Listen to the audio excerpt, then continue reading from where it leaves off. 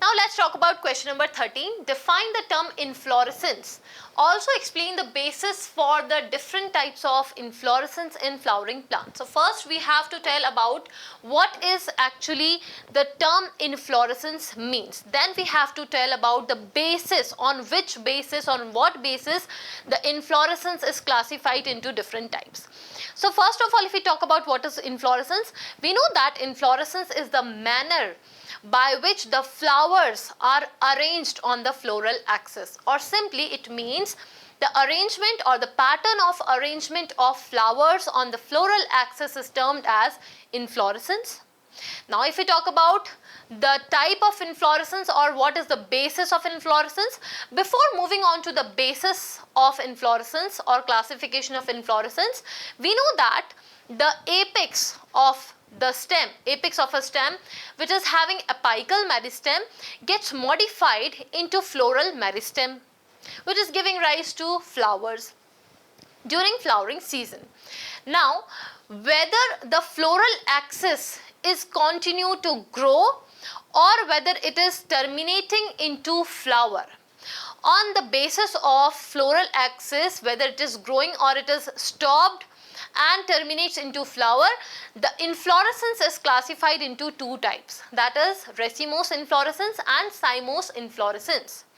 In racemose inflorescence, the floral axis continues to grow and give rise to lateral flowers. In case of cymose inflorescence, the floral axis, the main floral axis does not continue to grow. It has a limited growth and finally or eventually terminates into flower. So this is the basis of classification of inflorescence. Now let's write the answer of question number 13. First of all, we have to define the term inflorescence. Then simply it means the pattern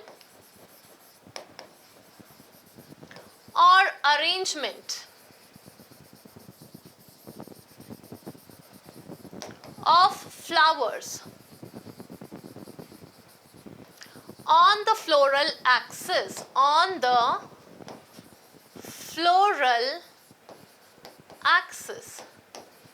is termed as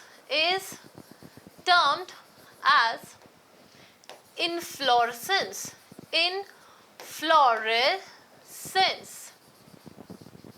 Now during flowering season, we know that during flowering season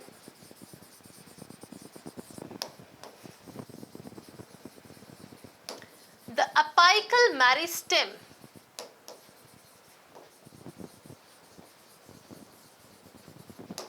of stem gets modified into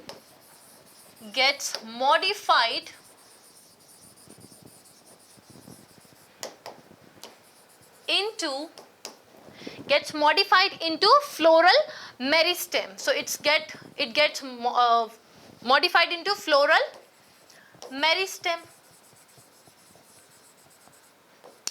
Now on the basis of whether floral axis is continue to grow or whether it terminates to flower, to give rise to flower. So whether, this is the basis actually, whether the floral axis continues to grow or terminates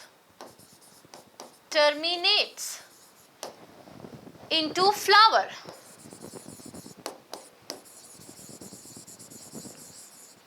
The inflorescence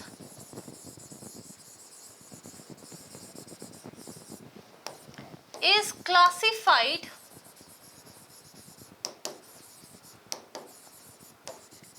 into two groups. The one is racemose inflorescence. The first one we have is racemose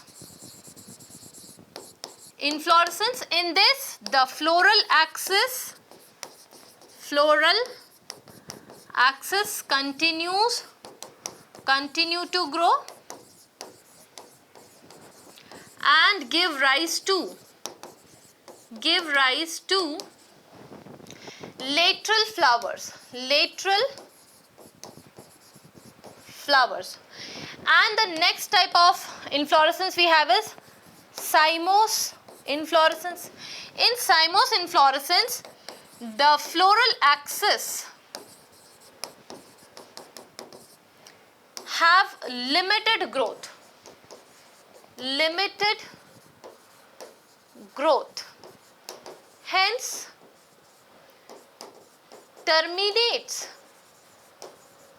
terminates into flower. Right? So this is the answer of question number 13.